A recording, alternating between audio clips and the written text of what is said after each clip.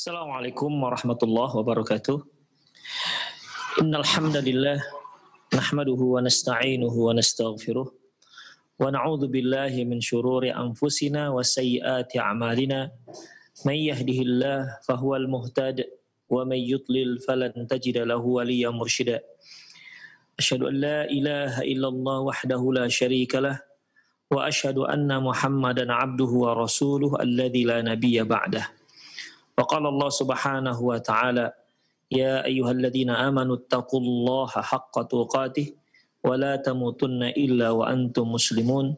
Wa qala 'azza man qala, ya ayyuhalladzina amanu taqullaha wa qulu qawlan sadida yuslih lakum a'malakum wa yaghfir lakum dhunubakum wa man yuti'illaha wa rasulahu faqad faza fawzan 'azima.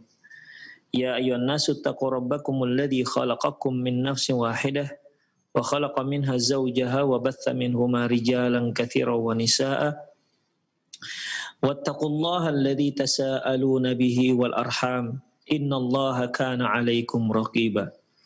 Amma ba'du, inna astaqal hadithi kitabullah wa khairal hadi hadi Muhammad sallallahu alaihi wasallam wa syarrul umur muhdatsatuha wa kullu muhdatsatin bid'ah wa kullu bid'atin dhalalah wa kullu dhalalatin finnar. Kaum muslimin dan kaum muslimat, para pemirsa Roja TV dan pendengar Radio Roja dimanapun Anda berada, alhamdulillah kembali kita bertemu dalam acara perjalanan setelah kematian. Judul acara kita ini adalah perjalanan setelah kematian, yang kita ambil dari kitab Qiyamatus Sughra. Ikhwah, sedikit kita mengulang apa yang telah kita pelajari, di mana kita telah mempelajari tentang kematian itu apa, dan alam barzakh itu apa, dan hal-hal yang terkait dengan kematian. Adapun perjalanan setelah kematian itu, ikhwah, ya dimulai dari mana? Yaitu di saat datangnya sekarat. Di saat datangnya sekarat, dan kemudian datanglah para malaikat untuk mencabut nyawa. Jadi adanya perbedaan antara sakratul maut dengan an-naza'. Naza' itu proses pencabutan nyawa. Untuk sekarat, sakratul maut itu dirasakan oleh semua orang. Rasulullah SAW sendiri mengatakan, ala inna lil maut la sakarat.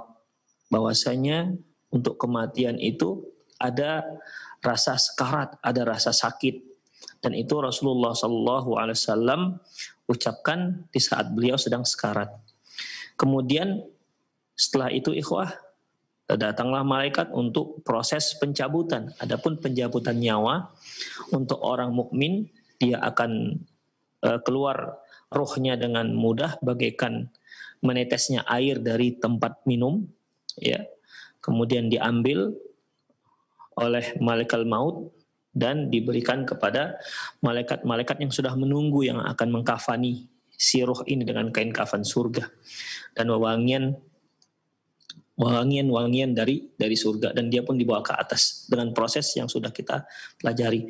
Adapun orang kafir, maka ruhnya tidak akan mau, ya, tidak mau untuk keluar dari tubuh, sehingga malaikat memukul roh tersebut hingga dia keluar, atau dipaksa bagaikan besi yang berduri yang dililit dengan goni dan dipaksa dicabut dengan paksa sehingga berputuslah otot-ototnya. Demikian, ikhwah, a'azanillahu wa iyyakum. Kemudian, ikhwah, ketika datangnya kematian tersebut, maka orang-orang yang kafir dan orang-orang yang fajir, durjana, mereka berharap agar bisa diberi tangguhan, agar mereka kembali, ya, ke dunia, diberi tangguhan kematiannya, diberi perpanjangan usia, gunanya ya hanya satu, agar mereka bisa memperbaiki keburukan apa yang telah mereka lakukan selama ini. Ingin mereka beramal soleh, ya, la'alli a'malu solihan fima tarak, agar aku bisa melakukan kesolehan apa yang pernah kutinggalkan, dan seterusnya. Namun tidak akan mungkin itu terjadi. Harapan itu ada, ya. Mimpi itu ada, harapan itu ada, tapi tentunya ini tidak diperkenankan oleh Allah Subhanahu wa taala. Adapun orang-orang mukmin ketika datang malaikat, malaikat itu sudah memberikan kabar gembira bahwasanya dia akan mendapatkan keridhaan Allah Subhanahu wa taala, dia akan mendapatkan kemuliaan dari Allah Subhanahu wa taala. Demikian makanya fama ahabba ilaihi syai' min amamih. Tidak ada satu hal yang paling dia sukai kecuali yang ada di hadapannya. Artinya dia kepingin agar segera bertemu dengan Allah Subhanahu wa taala karena malaikat sudah memberitahu bahwasanya dia akan mendapatkan keridhaan Allah, dia akan mendapatkan kemuliaan dari Allah Subhanahu wa taala. Sehingga inilah yang disebut sabda Rasulullah sallallahu alaihi wasallam, man ahabba liqa Allah ahabballahu liqa'ahu. Barang siapa yang suka bertemu dengan Allah, maka Allah pun akan suka bertemu dengan dia. Wa man kariha liqa'ahu, barang siapa yang enggak suka bertemu dengan Allah, kariha liqa'ah, maka Allah pun tak suka dengan pertemuan dengan dia. Ini yaitu ditujukan kepada orang kafir atau orang durjana, para pelaku dosa, pendosa, ya, fajir, munafik dan lain-lainnya. Demikian. Karena apa? Karena ketika akan dicabut nyawanya, ketika dia didatangi oleh malaikat, malaikat sudah memberitahu bahwasanya dia akan fabasyarahu bisakhatillah wa adzabih. Malaikat sudah memberitahu ancaman Allah, akan kemarahan Allah dan azab yang Allah kesediakan untuk dia. Makanya dia tidak suka bertemu dengan Allah karena dia tahu setelah kematian itu azab akan menunggu dia. Demikian ikhwah rahimanallah wa iyyakum. Kemudian di saat-saat seperti itu juga setan pun akan hadir. Namun sebagaimana yang dikatakan oleh para ulama, tidak semua orang dah didatangi oleh syaitan. Namun ya ada orang-orang yang didatangi oleh syaitan, itu merupakan saat-saat terakhir, detik-detik terakhir syaitan berupaya untuk menyesatkan anak Adam. Ya, harapannya tetap agar anak Adam ini mati dalam keadaan kafir atau mati dalam keadaan murtad. Demikian ikhwah rahimanallah wa iyyakum. Kemudian kita juga sudah pelajari sebab-sebab su'ul khotimah, ditambah sedikit dari kitab Ahkamul Janais yaitu alamat husnul khotimah sudah kita pelajari.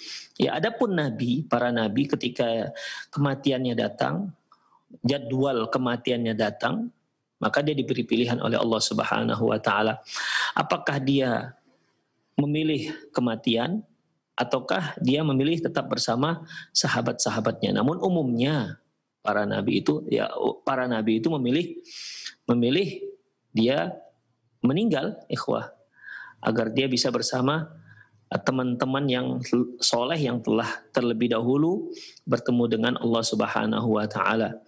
Oleh karena itu di saat beliau pingsan, saat beliau sekarat dan pingsan, beliau siuman, beliau mengatakan, dan ini didengar oleh Aisyah radhiyallahu anha, ibunda kita, ila rafiqil a'la. Aku memilih teman-teman yang tinggi. Artinya orang-orang soleh dari kalangan para nabi, syuhada dan lain-lainnya yang telah lebih dahulu wafat. Di situ Aisyah radhiyallahu anha berkomentar bahwasanya aku tahu dari ucapan Rasulullah bahwasanya beliau memilih untuk wafat. Demikian ikhwah rahimanallahu wa iyyakum. Kemudian ikhwah azinallahu wa iyyakum, maka setelah dicabut nyawa tersebut, maka nyawa ini pun dibawa ke langit. Apabila dia orang mukmin, maka ruh yang telah dikafankan dengan kain kafan surga dan telah diberikan wewangian surga itu harumnya semerbak, sehingga tidak ada satupun penduduk langit kecuali berdoa kepada Allah agar roh ini lewat dari sisi mereka, dan disebutkanlah namanya dengan nama yang terbaik. Adapun roh orang-orang fajir, orang kafir, maka ruhnya itu akan berbau busuk, dan semua berharap, penduduk langit semua berharap agar ruh ini tidak lewat dari sisi mereka. Demikian. Bahkan tidak dibukakan untuknya pintu langit. La tufattahu lahum abwas sama wa la yadkhulul jannah hatta yalijal jamalu fi sammil khiyat. Tidak dibukakan untuk dia pintu-pintu langit dan tidak akan masuk surga dia sampai unta masuk ke lubang jarum. Ini menunjukkan bahwasanya tidak akan dibukakan untuk dia dan tidak akan dimasukkan dia ke dalam surga. Akhirnya rohnya pun dicatat di sijin dan dicampakkan, ya, campakkan ke bumi hingga kembali ke jasadnya. Adapun ruh yang orang mukmin tadi, ikhwah, sampailah dia ke langit ketujuh dan Allah perintahkan untuk menulis namanya di Eliyin dan dikembalikan dia ke jasadnya. Demikian ikhwah rahimanallahu wa iyyakum. Itulah perjalanan yang sampai sekarang masih kita pelajari dan perjalanan masih panjang, ya. Perjalanan setelah kematian masih panjang. Kita masih sampai di titik ini. Ikhwah rahimanallahu wa iyyakum. Selanjutnya, setelah roh itu dikembalikan ke jasad, baik roh orang mukmin maupun roh orang kafir, roh orang soleh maupun orang toleh atau orang munafik. Lantas bagaimana kisah selanjutnya? Ikhwah rahimanallahu wa iyyakum. Ya, tentunya sekali lagi, karena ini masalah gaib, kita tidak bisa berbicara apapun kecuali atas dasar Quran dan Sunnah Rasulullah Sallallahu Alaihi Wasallam. Infonya dari Allah dan dari Rasulullah Sallallahu Alaihi Wasallam melalui hadis yang sahih. Ya, kita hanya bisa membaca dan mengkisahkan hasil dari apa yang kita baca dari Al-Quran dan Sunnah Rasulullah Sallallahu Alaihi Wasallam. Selanjutnya ikhwah, setelah dikembalikan roh ini ke jasad, baik jasad kafir maupun jasad orang mukmin, ya. Selanjutnya datanglah dua malaikat. Ya, datanglah dua malaikat. Idza wudi'al 'abdu fi qabrih ja'athu malaikah ala suratin munkaratin. Apabila seorang hamba diletakkan di kuburannya, maka dia didatangi oleh malaikat dalam bentuk yang menakutkan, dalam bentuk yang mengerikan. Jadi ikhwah, setelah ruh tadi itu masuk kembali ke jasadnya, ya, setelah kembali ke jasadnya, maka datanglah malaikat, ya, dalam bentuk yang mengerikan. Dan di sini nanti akan disebutkan bagaimana yang dikatakan mengerikan itu. Ikhwah rahimanallahu wa iyyakum. Oleh karena itu penulis memberikan judul dari pembahasan ini yaitu fitnatul qabr. Fitnatul qabr yaitu ujian di dalam kuburan. Ujian di sini ya tentunya sebagaimana yang sudah kita maklumi, ujian di sini yaitu pertanyaan yang akan diajukan oleh malaikat ke setiap manusia yang ada di kuburannya. Hanya saja nanti ada perbedaan, apakah perbedaan pendapat para ulama, apakah orang kafir juga akan ditanya-tanya marabbuka wa man nabiyuka dan seterusnya nanti di hari kiamat di dalam kuburannya. Ini ada khilafiyah yang nanti akan kita pelajari. Baik, ikhwah rahimanallahu wa iyyakum. Dalam Sunan Tirmidzi ya tercantum idza qubiral mayyit, apabila mayit sudah dikebumikan, au qala ahadukum atau dikatakan atau perawi mengatakan apabila salah seorang kalian sudah dikebumikan di kuburannya, atahu malakani aswadani azrokan, maka dia didatangi oleh dua malaikat yang warnanya hitam kebiru-biruan. Hitam kebiru-biruan, ya kalau bahasa kita saya telah cari-cari nih, hitam kebiru-biruan ini apa yang paling layak namanya. Maka yang paling layak nama hitam kebiru-biruan yaitu warna dongker. Demikian. Apakah maksud ini dongker? Allahu a'lam bishawab. Lafaz hadis itu hitam, dua malaikat yang hitam dan biru. Begitu, dua malaikat, dua aswadan, dua malaikat hitam, azrokan, dua biru, dua hitam dan dua biru. Jadi maksudnya hitam kebiru-biruan. Yang bisa saya pahami hitam kebiru-biruan ini yaitu warna dongker. Ya, warna dongker. Dongker itu kan biru, hitam tapi dia ada unsur birunya. Ya, dia gelap hitam tapi dia ada kesan kebiru-biruannya. Demikian dongker. Jadi kalau warna dongker itu ya berarti kalau kita lihat dari hadis ini, warna dongker itu ya warna malaikat nungkar dan nangkir, malaikat yang akan mendatangi manusia dalam kuburannya. Atahu malakan, ya seandainya benar, ya semoga ini benar ya ungkapan ini, yaitu dongker, kita artikan, atahu malakani aswadani azraqan, maka dia didatangi oleh dua malaikat yang berwarna biru dongker. Yuqalu li ahdihima al-munkar walil akhar an-nakir. Yang satu namanya mungkar dan yang satu lagi namanya nakir. Dua malaikat yang warna biru dongker tadi. Kemudian fayaqulan, dua malaikat ini pun berkata, ma kunta taqulu fi hadzal rajul. Langsung memberikan pertanyaan. Nah, dalam hadis ini ikhwah, hadis ini diriwayatkan oleh Imam Tirmidzi. Dalam hadis ini malaikat ini bertanya. Ya, malaikat ini bertanya, apa komentarmu tentang orang ini? Jadi ikhwah, nanti ada beberapa hadis yang nanti saling melengkapi. Dalam hadis ini langsung ditanya tentang Rasulullah SAW. Tapi di sini ada tambahan berita, yaitu terkait dengan warna malaikat yang tidak disebutkan di riwayat-riwayat yang lain. Ya, yang tidak disebutkan di riwayat-riwayat yang lain. Baik, ma kunta taqulu fi hadzal rajul. Apa komentarmu tentang laki-laki ini? Maksudnya Rasulullah SAW, Muhammad bin Abdullah bin Abdul Muttalib sallallahu alaihi wasallam. Fayaqulu ma yaqul. Fayaqulu ma kana yaqul.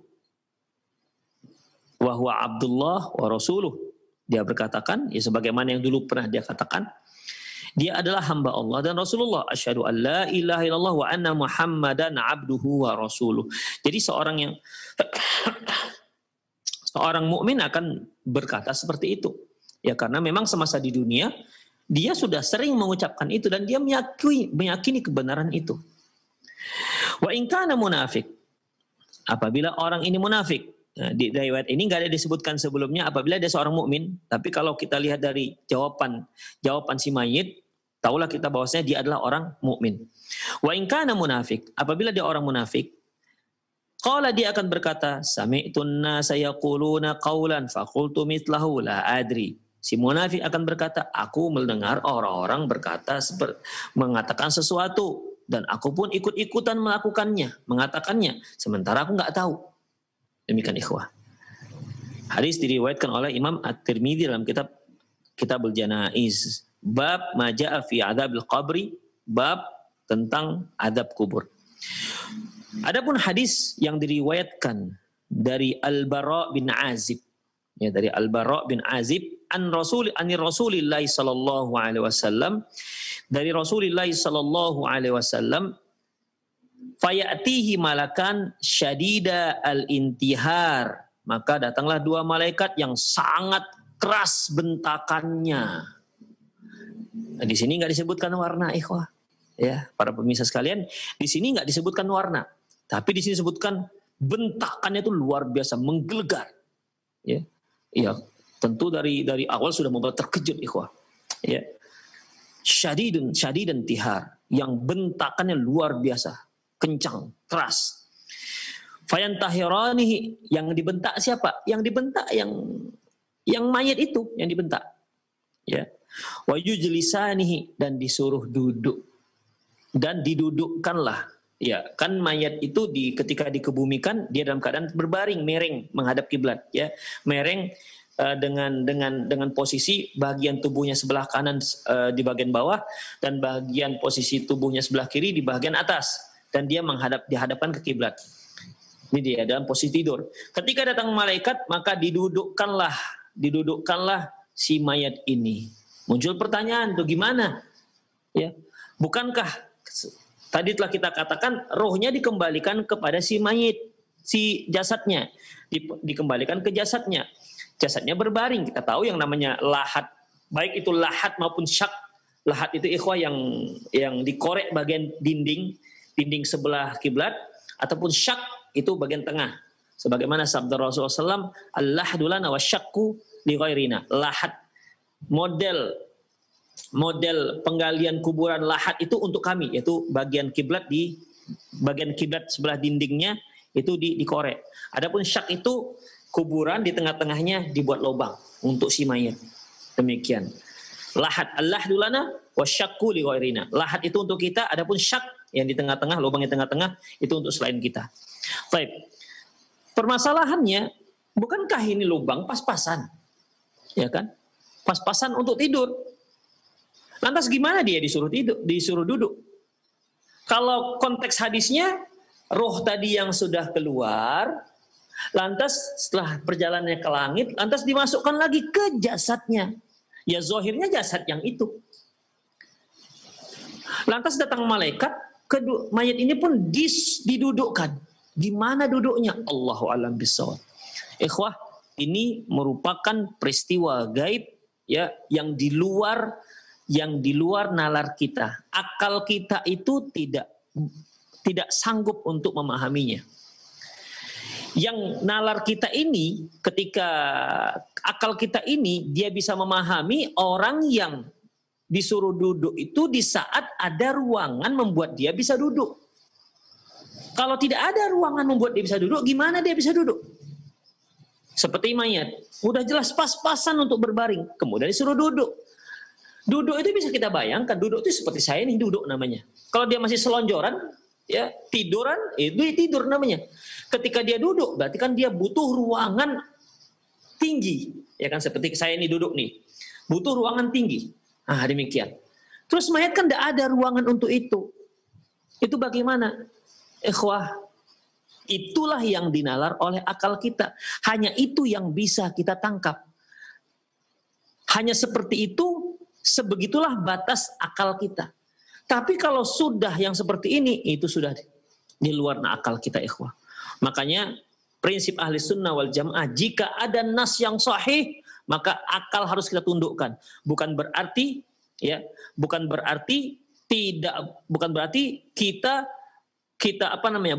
kita campakkan akal kita. Nggak usah gunakan akal, cukup nas saja. Nah, ini keliru, ikhwah. Karena Allah Subhanahu wa taala mengatakan, afala yatadabbaruna al-Qur'an? Tidakkah mereka mentadabburi Al-Qur'an? Itu kan butuh akal. Afala ta'qilun? Tidakkah kalian mencernanya, memikirkannya? Afala tatafakkarun? Itu kan semua akal, ikhwah. Di mana syariat kita menyuruh kita supaya gunakan akal. Demikian. Tapi bukan berarti kita mendewakan akal.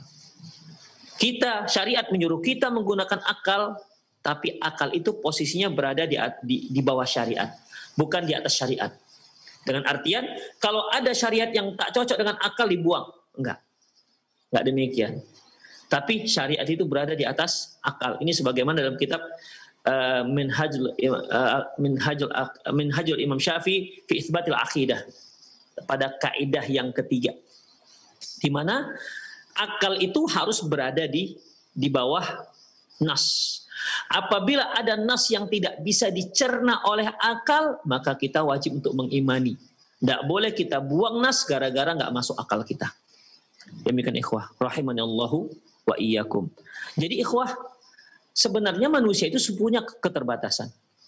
Tangan kita memegang, ya, pekerjaan memegang, tapi kan tetap saja dia punya keterbatasan. Ya, tangan kita hanya okelah paling panjang semeter. Bisakah dia dengan posisi tetap berada di tempat dia dengan tangannya menggapai suatu benda yang jaraknya 3 meter? Tidak bisa, kecuali kalau dia berpindah. Jadi tangan punya kemampuan dan kemampuannya terbatas. Kaki punya kemampuan, kemampuannya terbatas. Mata kita punya kemampuan melihat, tapi penglihatan kita terbatas. Pendengaran kita punya kemampuan dengar, tapi pendengaran kita punya kemampuan terbatas. Demikian hal juga dengan akal. Akal kita punya kemampuan, tapi kemampuannya terbatas. Makanya sekali lagi ikhwah, jangan tolak nas yang sahih, ya, hanya gara-gara gak masuk akal. Demikian, gak masuk akal dia.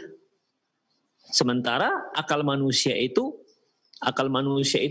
bertingkat-tingkat sesuai dengan pendidikannya. Terkadang bertingkat-tingkat itu juga sesuai dengan usia. Demikian ikhwah. Kalau anak TK misalnya, kita beri soal pelajaran 1 tambah 1 sama dengan, masuk akal dia itu.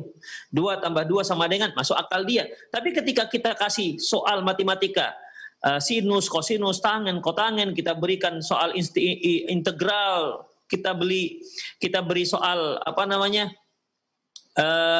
diferensial, ya dia nggak masuk akal dia. Nggak masuk akal dia, tapi kan masuk akal bagi anak-anak SMU dan anak-anak kuliah. Demikian. Itu di dunia saja sudah seperti itu.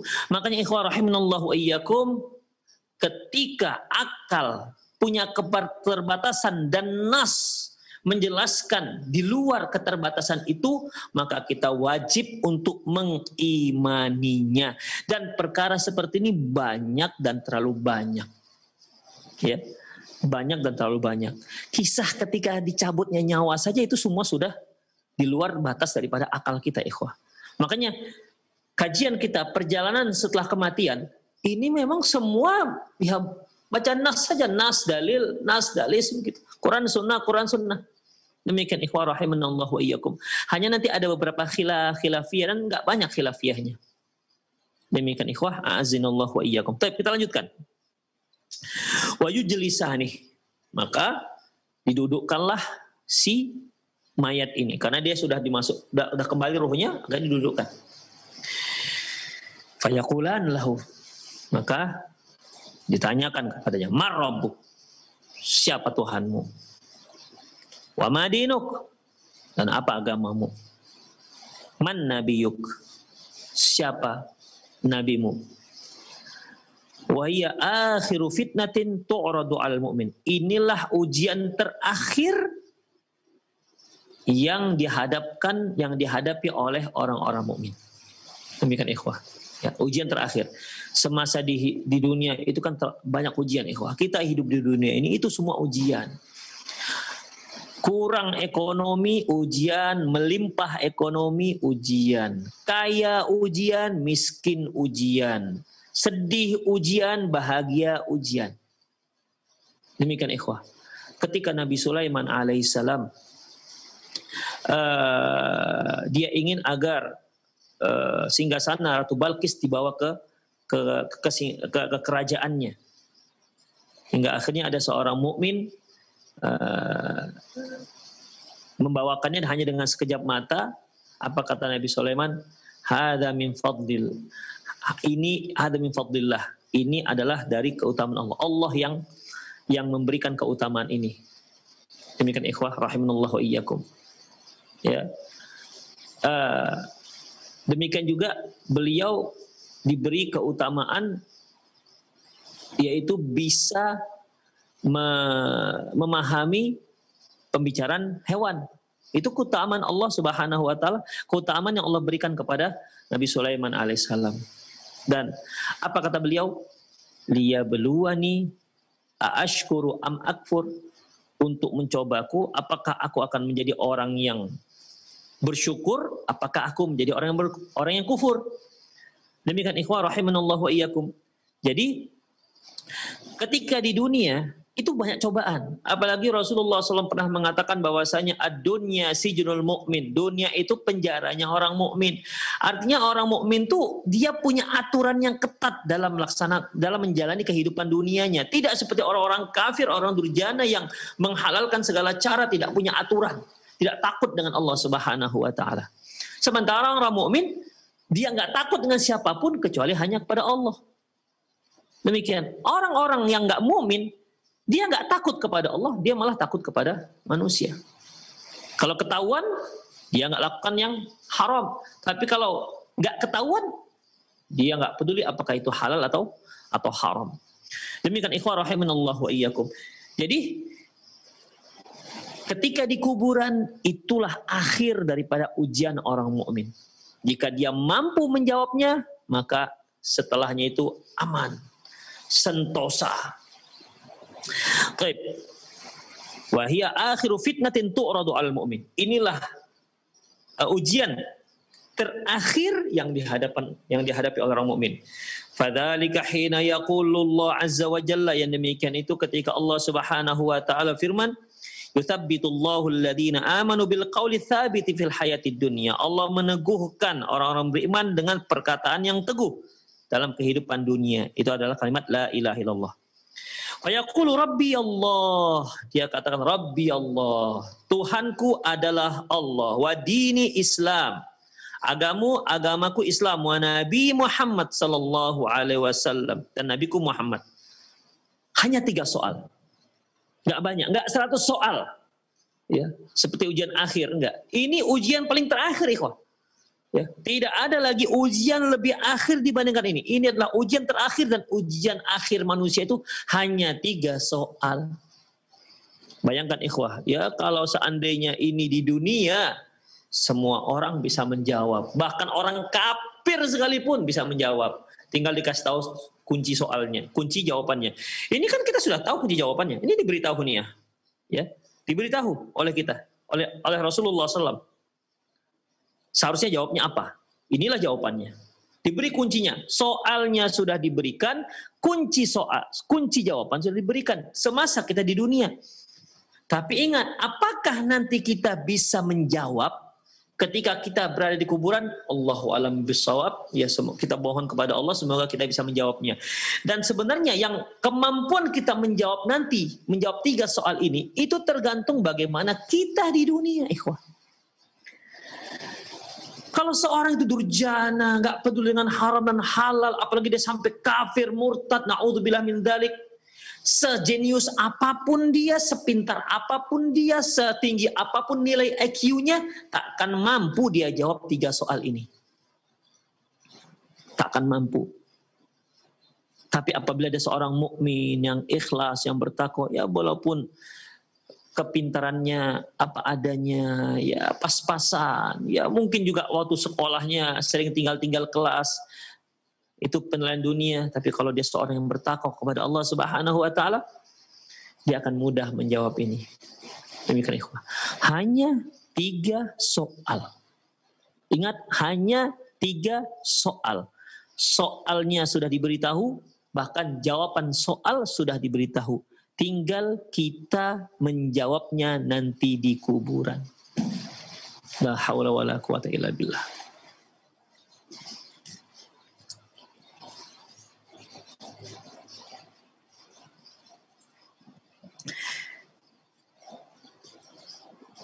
Fayunadi munadi minas sama, dan muncullah suara dari langit, an sadaqa abdi, benar hambaku. Di sini sejak saat itu maka tidak ada kebahagiaan yang pernah dirasakan oleh seorang mukmin melebihi kebahagiaan ketika dia mendengar suara ini.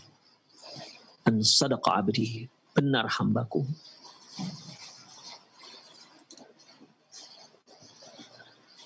Wa qala fil abdil kafir,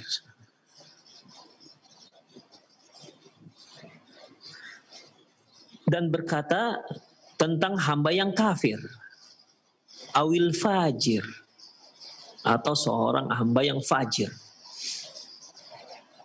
yang dia suka berbuat maksiat.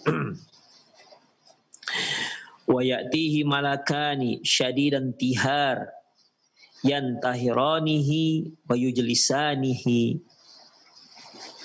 Datanglah 2 malaikat yang sangat dahsyat bentakannya, dan 2 malaikat ini pun membentaknya dan mendudukkannya.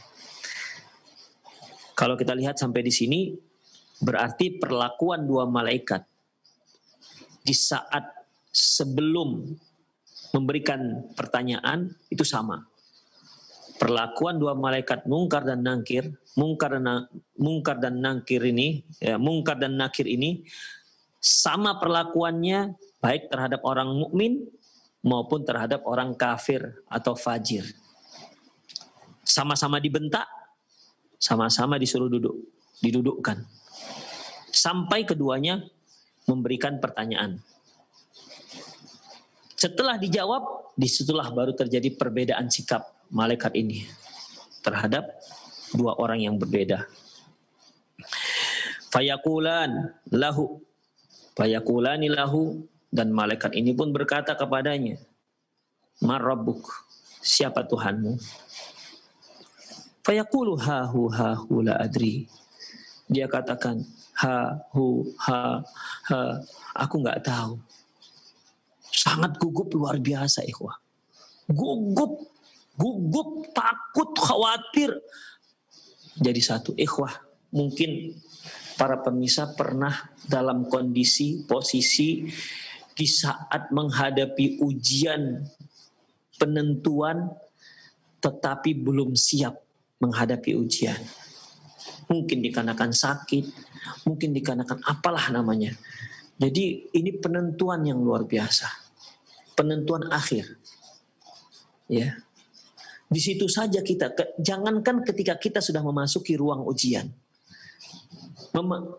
Jangankan ketika kita akan menghadapi interview, ujian lisan. Mendekati waktunya saja, kita sudah mulai mules. Ya kan? Mulai mules, mulai nervous, mulai semualah kita rasakan.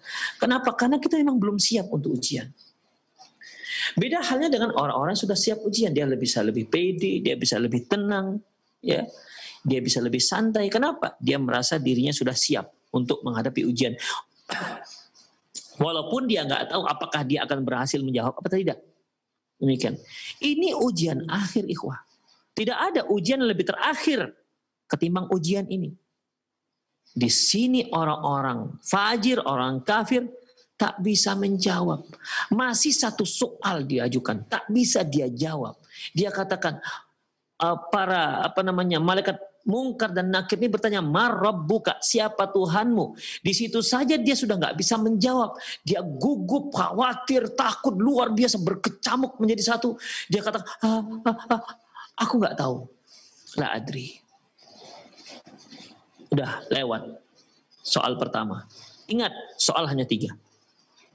Soal pertama lewat, tinggal 2 soal. Fayaqulani ma dinuk. Ditanya lagi, apa agamamu? Fayaqulu ha hu la adri. Lantas dia katakan ha hu saya nggak tahu. Saya nggak tahu. Fayaqulani fama taqulu fi hadzal rajul alladhi bu'itha fikum. Lantas ditanyakan lagi, apa komentarmu terhadap laki-laki yang diutus kepada kalian? Fala yahtadi li ismih. Pertama, dia tidak tahu namanya siapa. Masya Allah. La haula wa la quwata illa billah. Dia tidak tahu namanya siapa. Ditanyakan kepada dia, maksudnya siapa laki-laki yang diutus kepada kamu? Maksudnya Muhammad bin Abdullah bin Abdul Muttalib Al-Qurashi Sallallahu alaihi wasallam. Ketika ditanya itu dia nggak tahu, ikhwah. Namanya pun dia tak tahu. Na'udzubillah min dzalik. Fayuqalu Muhammad. Dikatakan pada yang maksudnya si Muhammad.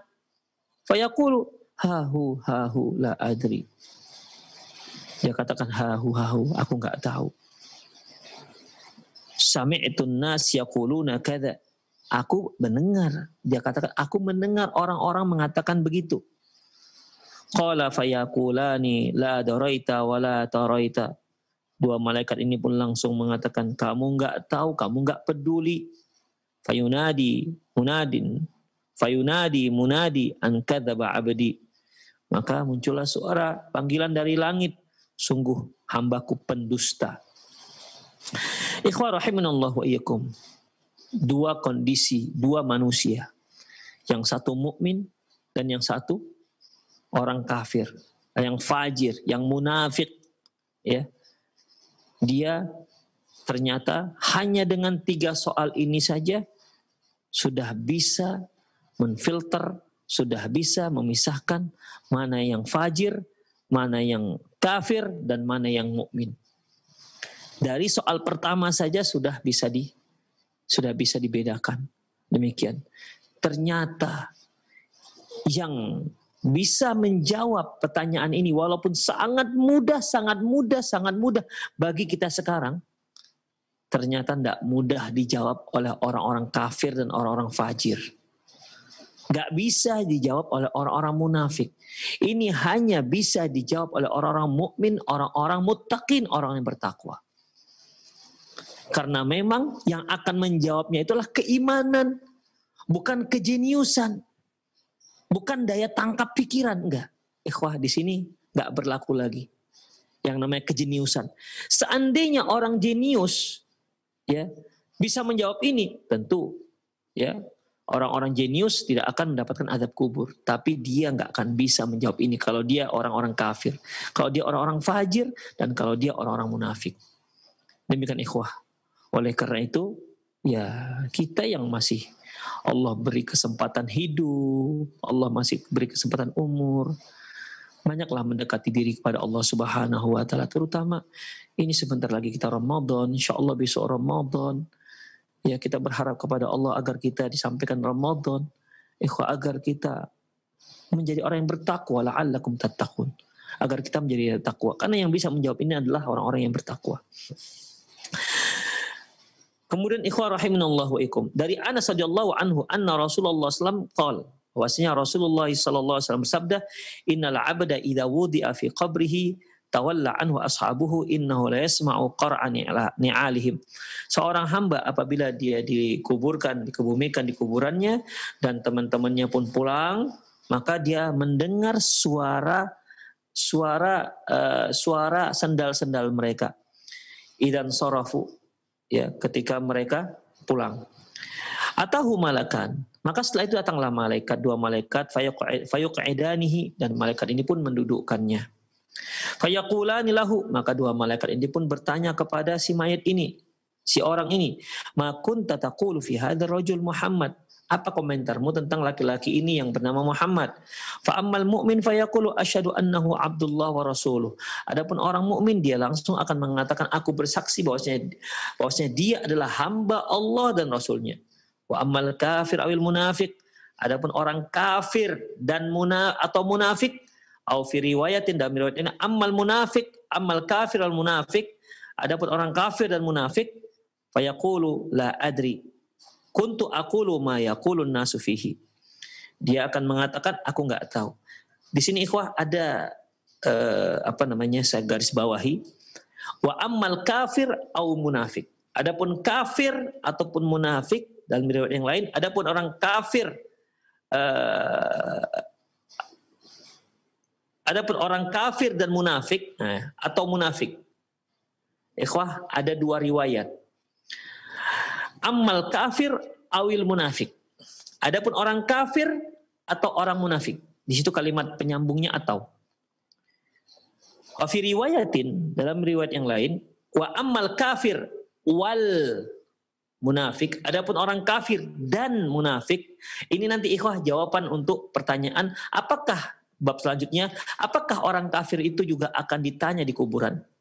Demikian. Kita ulangi, amal kafir awil munafik, adapun orang kafir atau orang munafik, wa fi riwayatin, dalam riwayat yang lain, amal kafir wal munafik, adapun orang kafir dan munafik, fayaqulu, dia akan mengatakan, la adri, aku ndak tahu, kuntu aqulu ma yaqulu nasu fihi, aku mengatakan apa yang dikatakan oleh orang-orang. Fayuqalu la duraita wa la talaita, dikatakanlah padanya, kamu nggak tahu, kamu nggak peduli. Ya. Rawahul Bukhari wal Muslim wa Abu Daud wan Nasai. Hadis ini diriwayatkan oleh Imam Bukhari, Muslim, dan Abu Daud serta Imam An-Nasai. Walam yakun Rasulullah sallallahu alaihi wasallam ya'lam fi awali amr anna hadhil ummah tuftanu fi kuburiha. Ya. Sebelumnya ikhwah, Rasulullah sallallahu alaihi wasallam tidak tahu bahwasanya umat ini akan diuji di kuburannya. Summa auhallahu lahu bihadzal ilm. Kemudian barulah setelah itu belakangan Allah Subhanahu wa taala mewahyukan kepada beliau tentang ilmu ini, bahwasanya orang mukmin, orang muslim juga akan mendapatkan ujian kuburannya, mendapatkan ujian pertanyaan seperti yang disebutkan dalam hadis tadi. Waqad haddatsa Urwah bin Zubair an khalatihi Aisyah radhiyallahu anha, bahwasanya Urwah bin Zubair meriwayatkan dari bibinya Aisyah radhiyallahu anha. Qalat, dia berkata, dakhala alayya Rasulullah sallallahu alaihi wasallam. Aisyah radhiyallahu anha berkata, Rasulullah sallallahu alaihi wasallam masuk ke rumahku, wa wa indi imra'atun minal yahud. Saat itu di rumahku ada seorang wanita dari seorang wanita yang beragama Yahud. Wa hiya taqul, wanita ini bertanya, hal sya'arta annakum tuftanuna fil qubur?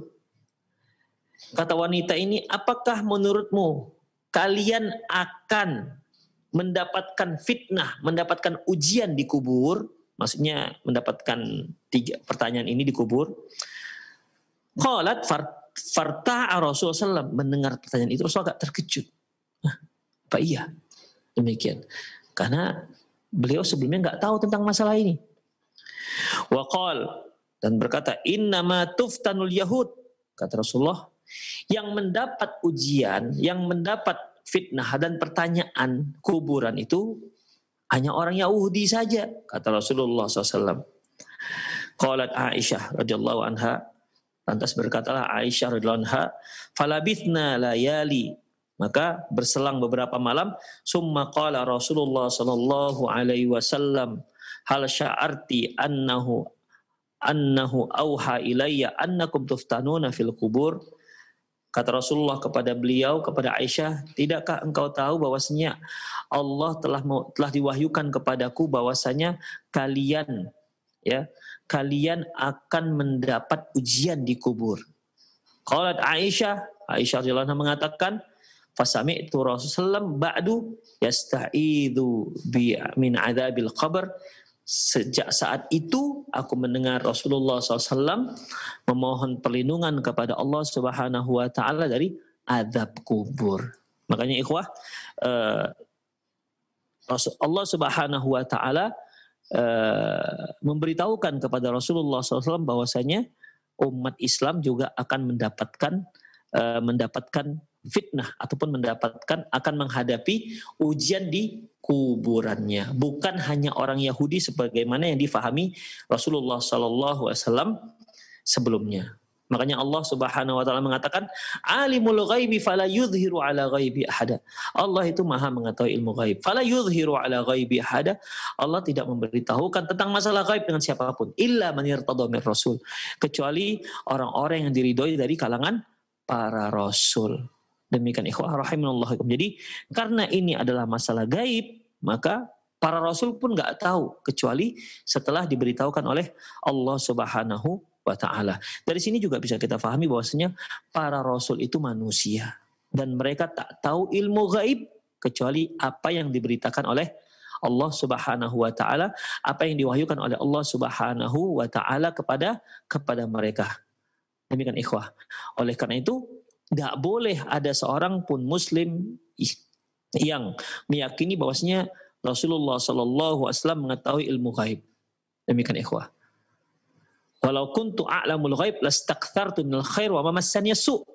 Ini jelas-jelas dalam Al-Quran disebutkan, seandainya aku mengetahui ilmu ghaib, tentu aku akan memperbanyak kebaikan dan aku tidak akan dijamah tertimpa keburukan. Jelas-jelas dikatakan bahwasanya Rasul itu manusia dan tidak mengetahui ilmu gaib kecuali apa yang diberitahu oleh Allah Subhanahu wa taala. Makanya ikhwah, ketika seorang mukmin ditanya tentang Rasulullah sallallahu alaihi wasallam, ma kunta taqulu fi hadzal rajul alladzi bu'itsa fikum. Apa komentarmu tentang laki-laki yang diutus kepada kalian? Dalam riwayat yang lain yang namanya Muhammad. Seorang mukmin akan mengatakan asyhadu annahu Abdullah wa rasuluh. Aku bersaksi bahwasanya dia adalah hambanya Allah dan utusan Allah. Dia hamba Allah. Dia hambanya Allah, bukan anaknya Allah, bukan siapa-siapa. Dia adalah hamba Allah seperti hamba-hamba Allah yang lainnya. Demikian. Tapi dia adalah istimewa. Kenapa? Karena dia adalah utusan Allah Subhanahu wa taala. Beda halnya dengan orang-orang Nasrani yang mengangkat Rasul mereka menjadi anak Tuhan. Demikian ikhwah rahimanallahu wa iyyakum. Makanya Rasulullah katakan, la tatruni kama atratin nasara Isa bin Maryam, jangan kalian sanjung-sanjung aku sebagaimana kalian menyanjung Isa ibnu Maryam. Qulu Abdullah wa rasuluh, katakan aku adalah hamba Allah dan Rasulnya. Jadi keimanan itu semua ikhwah rahimanallahu wa iyyakum, itu yang mampu membuat menjadi bekal kita untuk bisa menjawab 3 soal ini. Ya. Keimanan kita, kelurusan akidah kita ketika kita di dunia, itulah yang nanti bekal kita untuk bisa menjawab 3 soal ini. Ingat, soal hanya 3 pertanyaan sudah diberitahu kepada kita sekarang, dan jawabannya juga sudah diberitahu kepada kita sekarang. Tinggal jawab. Demikian, tinggal jawab. Ini adalah ujian yang terakhir. Tapi hasilnya, ya, hasilnya akan berbeda. Ya, hasilnya berbeda antara orang mukmin dan orang-orang fajir atau orang-orang munafik. Demikian ikhwah rahimanallah wa iyyakum. Dari hadis yang kita baca ini, ikhwah, kita bisa simpulkan bahwasanya nanti akan datang 2 malaikat. Ini karena ini perjalanan setelah kematian, ikhwah, termasuk ya.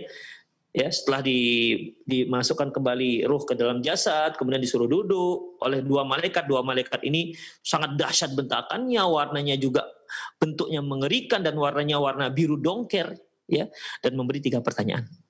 Memberi 3 pertanyaan, yaitu mar rabbuka, wa ma dinuka, wa ma nabiyuka. Orang mukmin akan mampu menjawabnya, dan setelah itu Allah akan beri dia nikmat.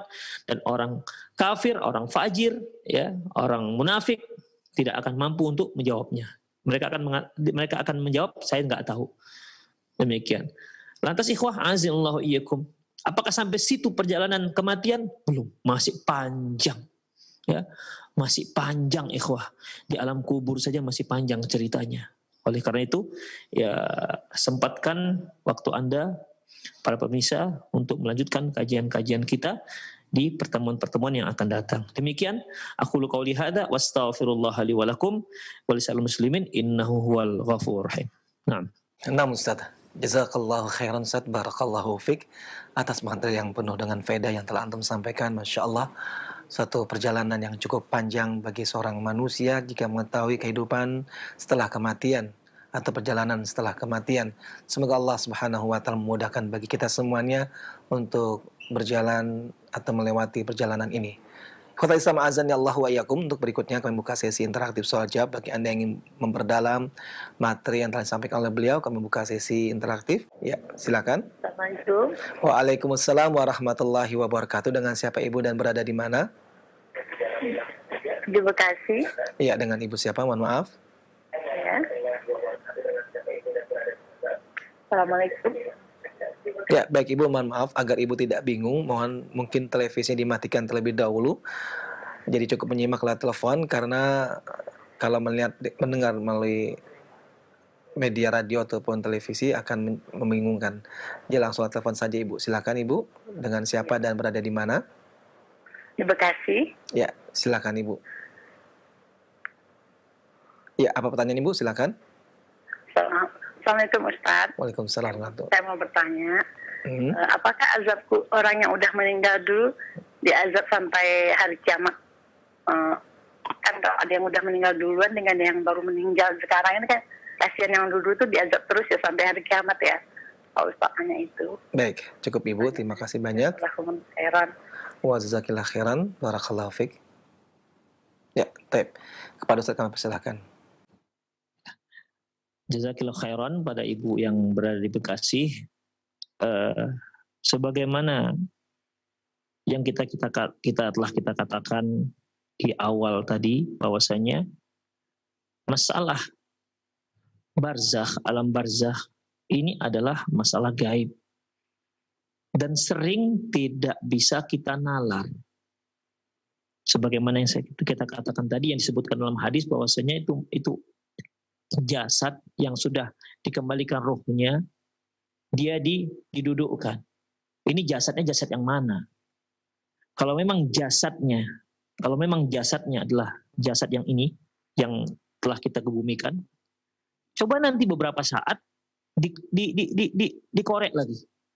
Apakah dia sedang duduk apa tidak? Ternyata tidak ada yang pernah menyaksikan itu. Terus jasad yang mana? Ataukah kita akan mendustakan hadis ini? Na'udzubillah min dzalik.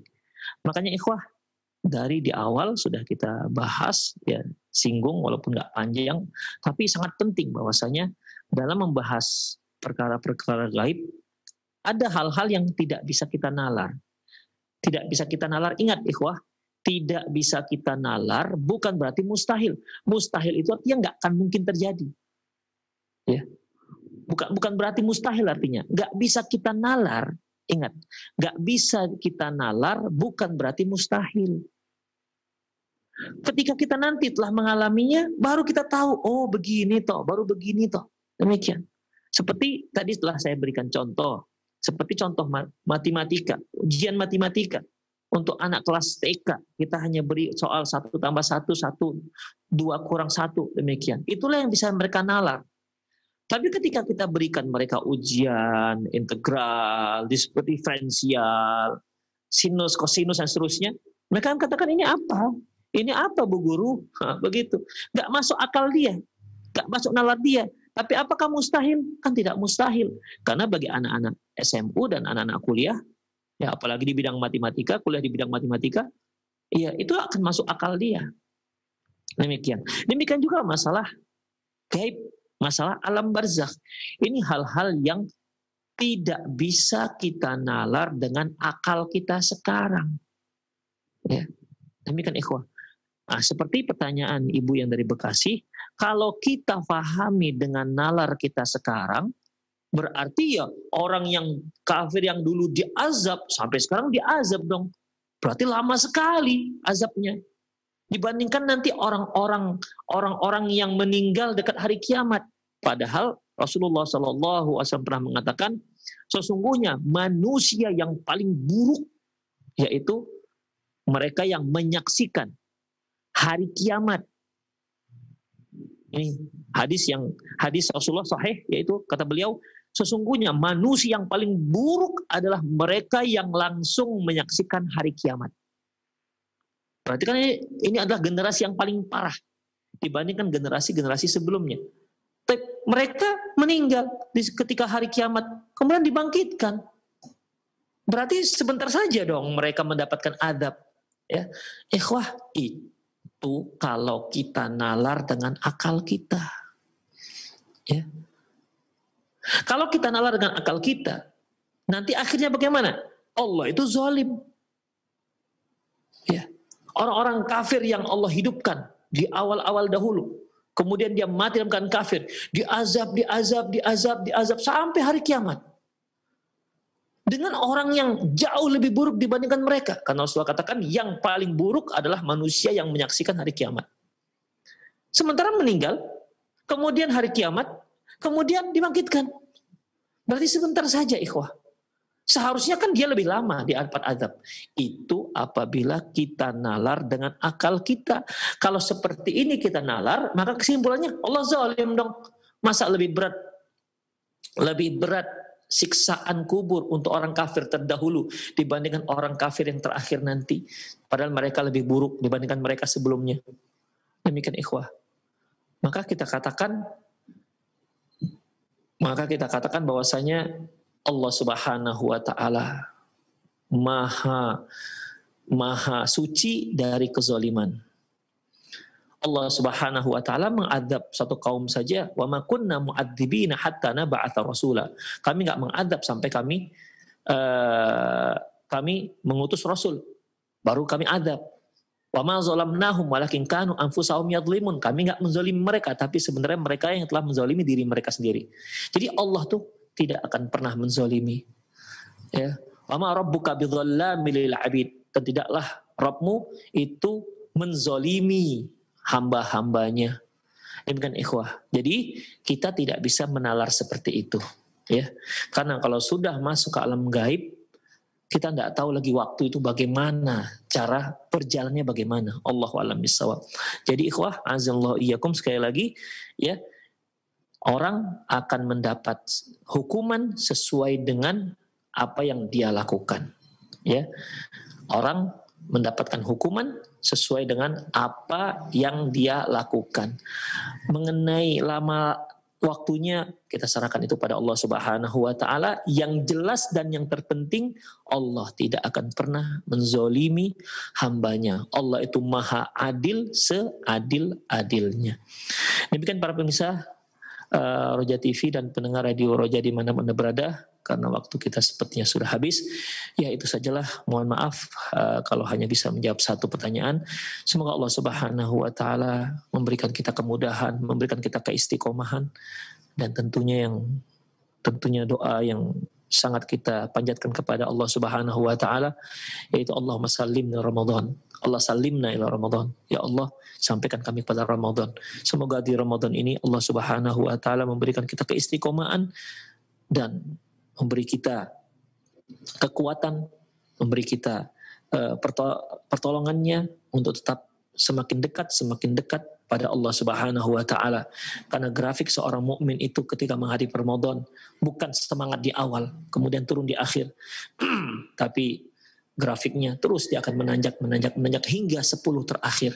Begitulah grafik ibadahnya orang-orang salaf terdahulu.